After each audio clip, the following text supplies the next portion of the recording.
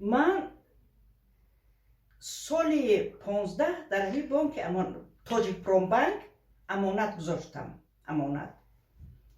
امانت گذاشتم. سال 17 این بانک مفلیس شد. یگان امانت همون برگردانده داده نتونستن، هیچ سم گرفته نتونستیم. تمام جایی که نبود ما مراجعت کردیم. در می دستگاه پرزیدنت 100 بارا مراجعت کردیم، شخصا من خودم.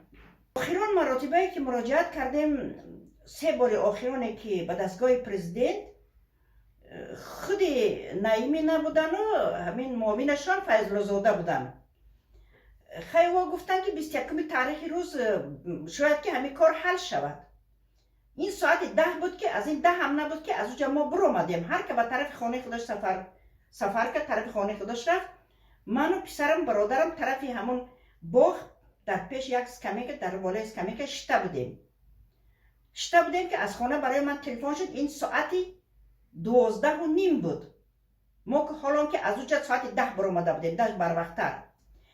تلفن شد گفته که از کارمندای MVD، از KGB، از اوچاسکوی خودی هم تراترالنی من پرسیدن. پسرم گفت، من گفتم خیلی در میجه تلفنشون رفته، من تلفن میکنم.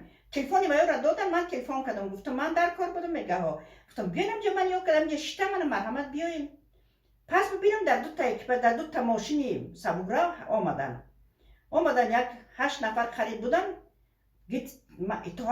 نزدیک من آمدن و من پرسان کردم که چی گپه؟ گفتن که از همین خود دستگاه اجرای پرزیدنت تلفن کردن، گفتن که شما در نزد دستگاه پرزیدنت میتینگ کردین، پلاکت برداشته، داد دوای کرده، اوباشی کردین.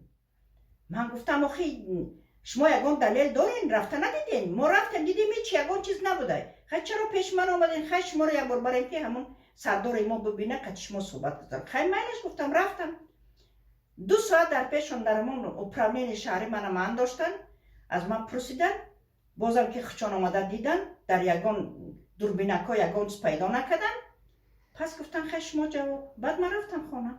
خواهش میکنم که همه امانت ما را هرچی تیزتر باشد، زودتر باشد برگردانین که من بسیار بسیار بسیار بسیار ضروریت دارم در یک حالت وزمین اقتصادی تمام عائله ما گرفتاره.